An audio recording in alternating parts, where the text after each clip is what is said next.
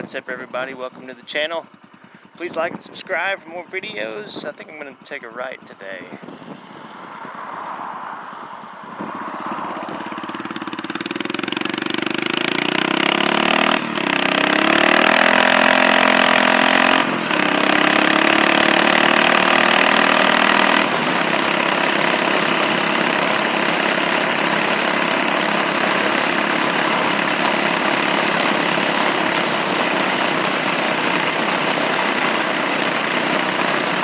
Alright, so like I said, I'm going to try to post more videos. I just redid my situation. I'm not using a mic that you can just get off Amazon. I don't know why, I hadn't done that.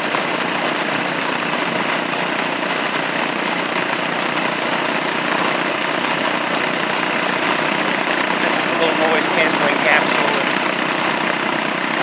we'll find out how well it works.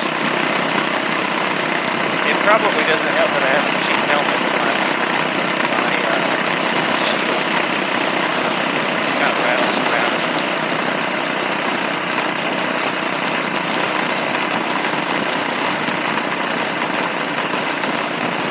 This is going to be a short ride today.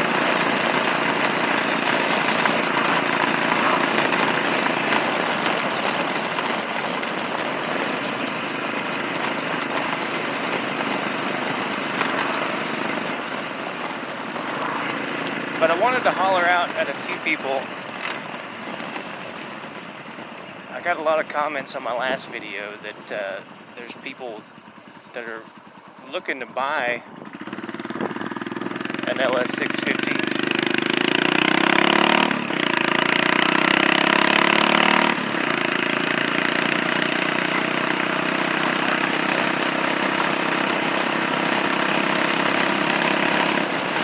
I would highly recommend it. I'm going to pull over here shortly and talk about what I've done to this one to make it more comfortable.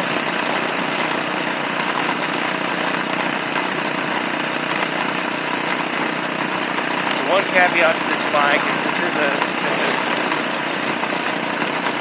it's a smaller bike, but I wouldn't say it's a small bike, it's just not, it's kind of a mini cruiser. It's not really mini in stature, it's light. And because it's light, if you're,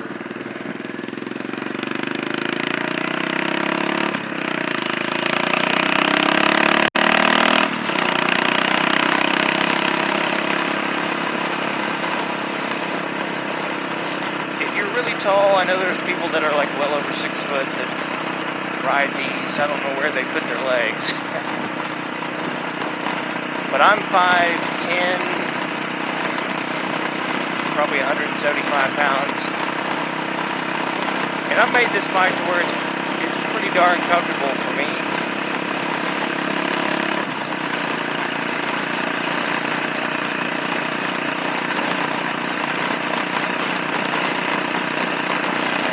But I get the feeling if I were maybe 2 inches taller, about 25 pounds heavier, that it wouldn't be very comfortable. I would need a bigger bike.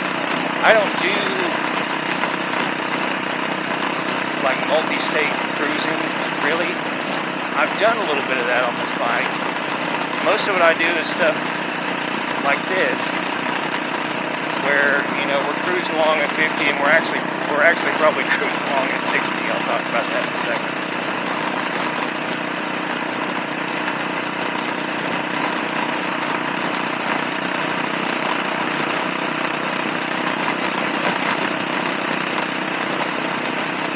I will say one good thing about having one of these bikes is not even so much the bike, but the resources. I think it's just SuzukiSavage.com, and it's a forum, and it's a pretty active forum. It was maybe a little more active at one time than it is now, but there's just a wealth of resources there. And just about any question you would have about this bike is going to be answered in that forum. 33, 34 years. You know, virtually unchanged. Just little, you know, little revisions here and there, but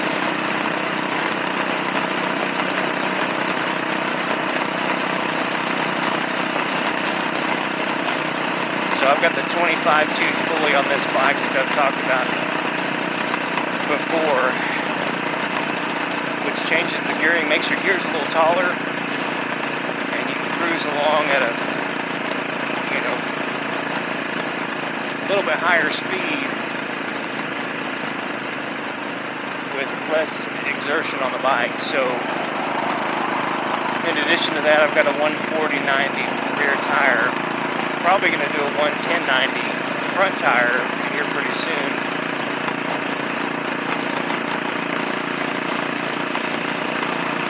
One thing about that is that my speedometer now is off, so we're probably cruising closer to 60 here. But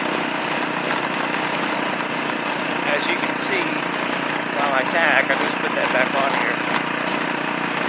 We're cruising at 3,700 RPMs, and the amount of vibration I'm getting from the engine here is roughly the same as what I'm going to get from a V-twin. I had a Honda Magna for a long time. It was a V4, and cruising along at, you know, 60 miles an hour. It was you know, it was running about 4,000 RPMs. And it wasn't any smoother than this. I will say, I did a few things just, I mean, since my last video, I've done a few more things to this bike. I'm kind of constantly working on this bike. Small corrections.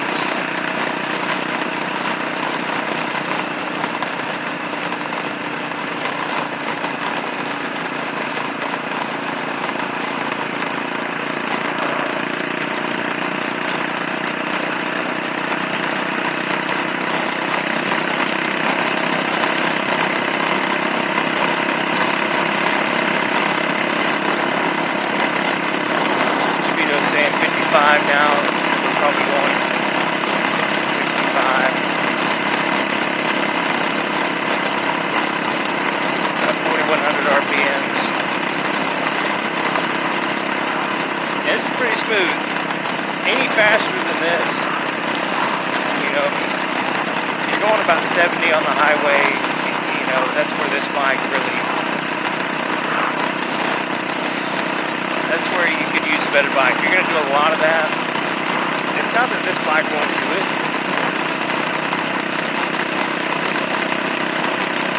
It's just that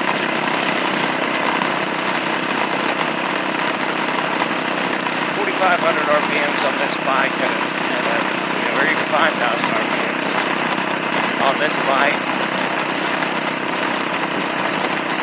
over an extended period of time, it vibrates enough that stuff starts falling asleep and you start going numb and it becomes not very fun. I'm going to turn here.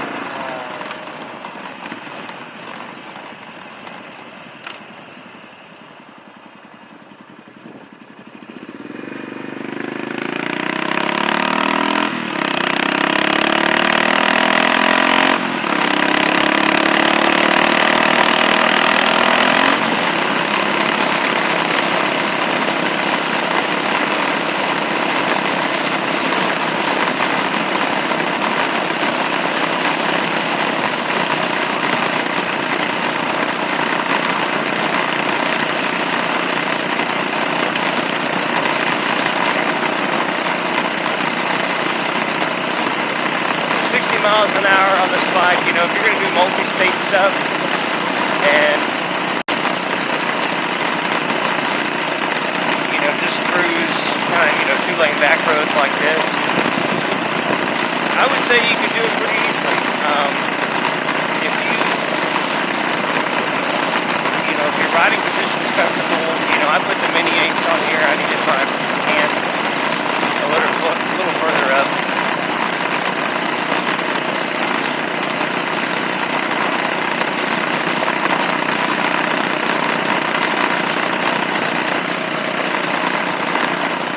I'm thinking there's going to be a good place, that would have been a good place to kind of pull over and talk about the bike.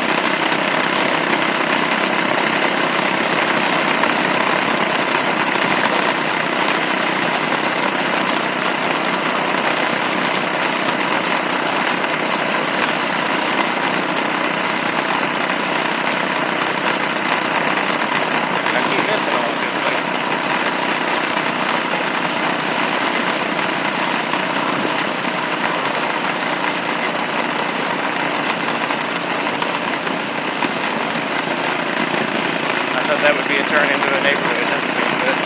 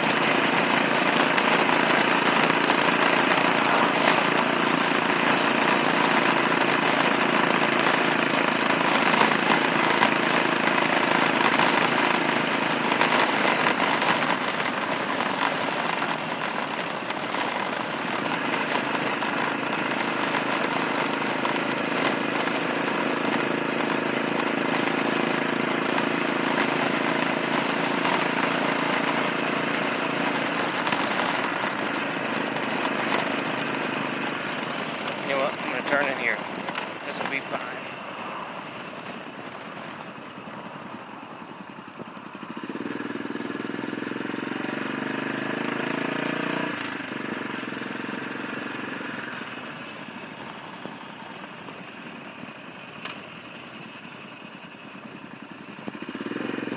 Yeah, there we go.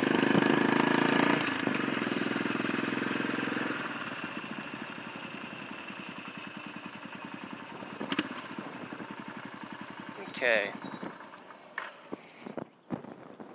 All right.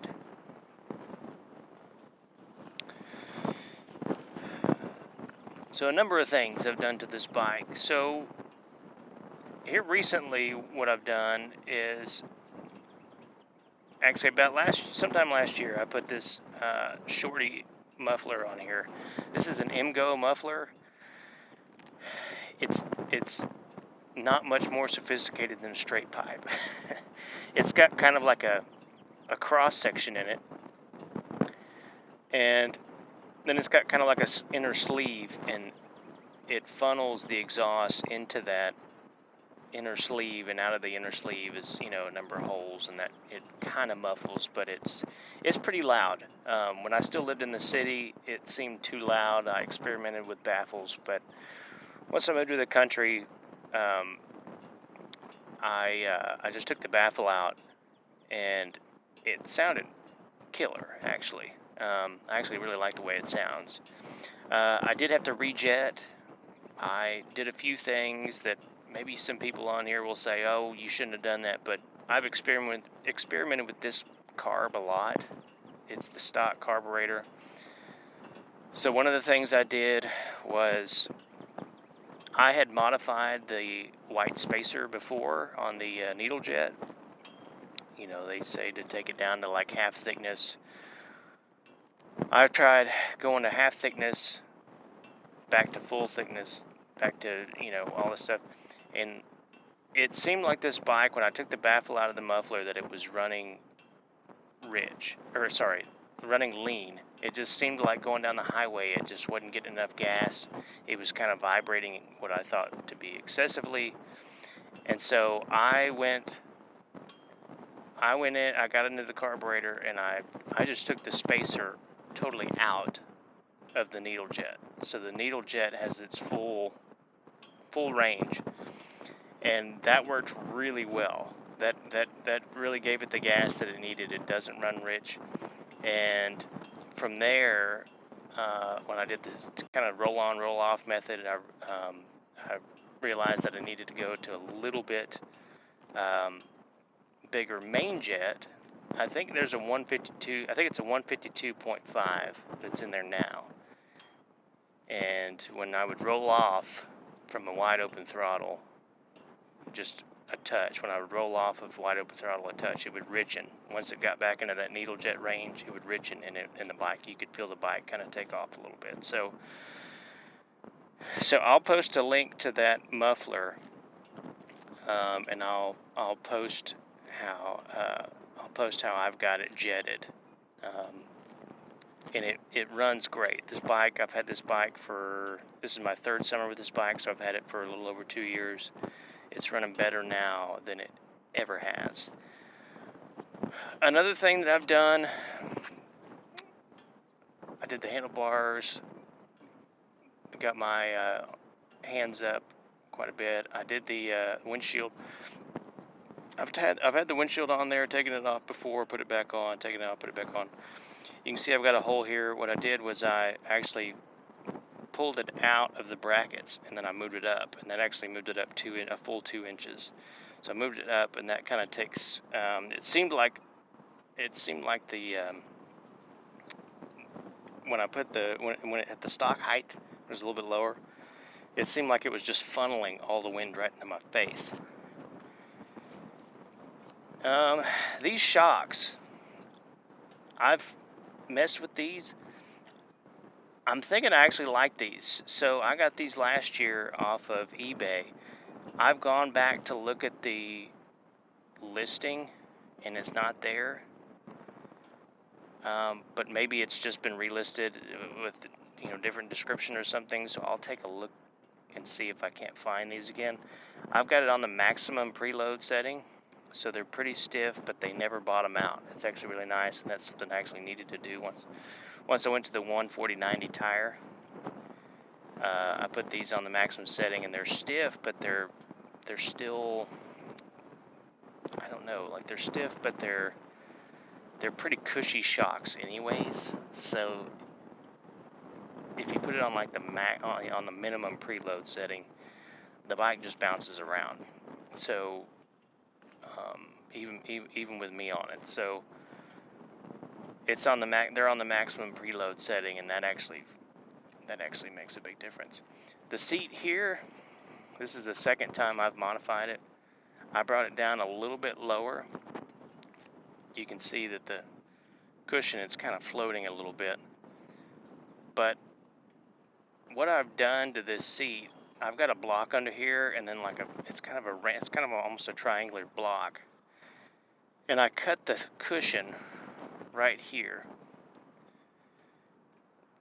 And that original back, what would be the pillion seat, it's on top of that block.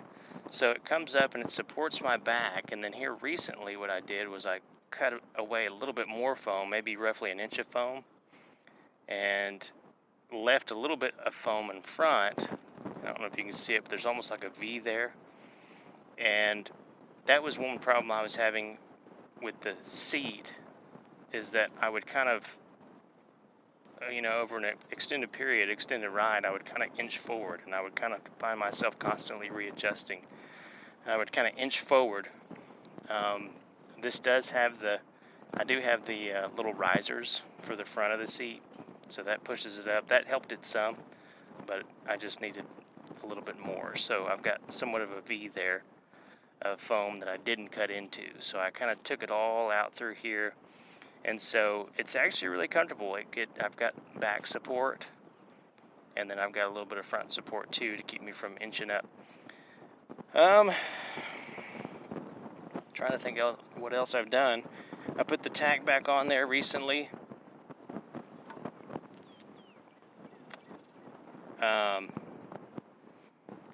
It works great. I'll post a link to that. I'll post if I can find this one again, I'll post it. I haven't been able to find it, but I have been able to find tacks that this is the Baron mini tack, but I think the Baron part of it is really just this enclosure, because I've seen, 8K tacks on like eBay. I'll post a link to one that I'm pretty sure is the same one, but maybe it just has a different mount. So I'll post that if I can find it.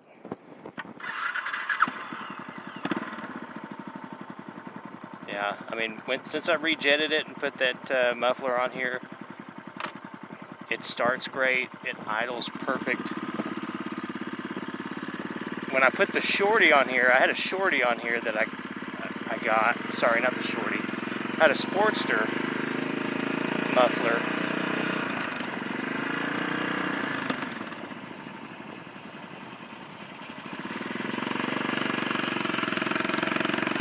I had a Sportster muffler that I can't remember what my jetting was. I did change the jetting. I might have went the wrong way when I got the Sportster muffler. Kind of seems like the Sportster muffler I got was maybe, it was used, maybe it was clogged, I don't know, but it seemed to want to make the bike run rich. In addition to that, it just didn't,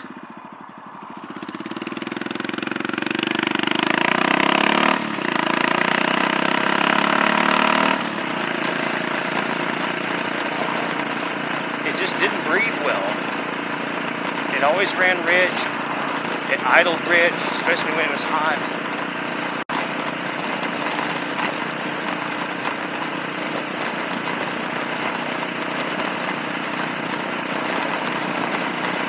And I ended up changing the plug out not long after I got rid of it because it was all sooted over.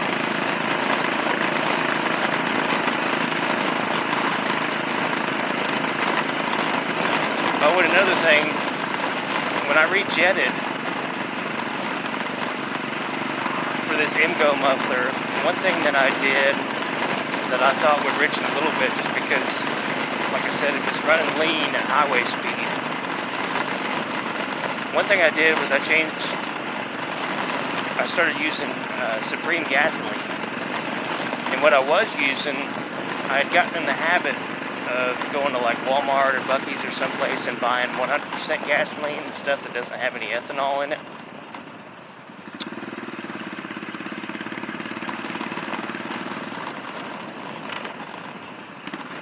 And I've just always run small engines on 100% gasoline. My lawnmowers, all the lawnmowers I've ever had, never seemed to want to run on any of that ethanol stuff. So I've always run my bike on 100% gasoline, but I thought maybe something a little bit higher octane would make this thing run better. And I don't know how it would do with a stock bike running it on Supreme, but it sure makes this bike run better. I'm thinking about, let me know what you guys think. I saw one guy say it. He was wondering where there might be a site to find upgrades and stuff. And I've thought about just making an informative webpage of things that I've done with this bike and a link to the different parts that I've put on here. A link to the, I've gotten probably 100 comments asking about the link to the tachometer. I can post that there. I'll post a link to the Emgo muffler.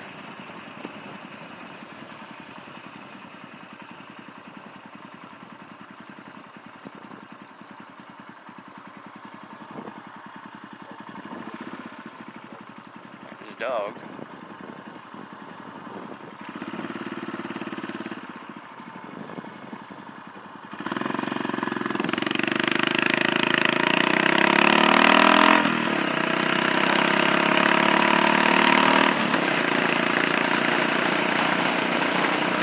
But I think that's something I may do. I may post, I may make a you know, just a brief website for you guys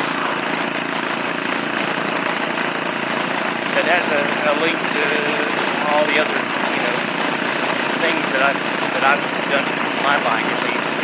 I really like. I've also thought about I was making floorboards, like mini floorboards, a couple of years ago. Sold a few of those. I get asked about those. What I may do, because I wasn't crazy about those, I've thought about making some slip-on, like silicone, I don't even know what you'd call them. Either a slip-on, you know, rubber, like slip-on silicone rubber mount that goes on top of the foot pegs, or just replaces the rubber foot pegs. I think a cushier foot peg that cuts down on a lot of the vibration from the engine, because that's where I get the most vibration when I'm going down the highway, is in my feet. I don't really mind the little bit of vibration that comes from the handlebars, and I don't know if I really get any vibration in my seat at all. I think it's all vibration from the foot pegs. So I think a cushier foot peg would alleviate a lot of that. And that's something I may go to work on soon. So anyways, like I said, guys, I'm going to try to post more. I've really enjoyed hearing from you guys. You guys tell me what you guys think. You guys are always asking about bikes and links to where this stuff, you know, a lot of these things come from. I'm going to post some of that.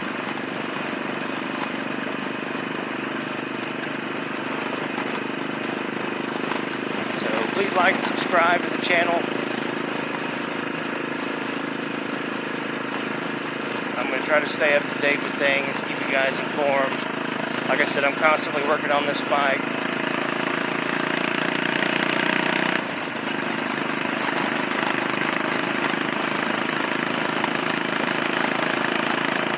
Let me know what you guys think. We'll see you next time.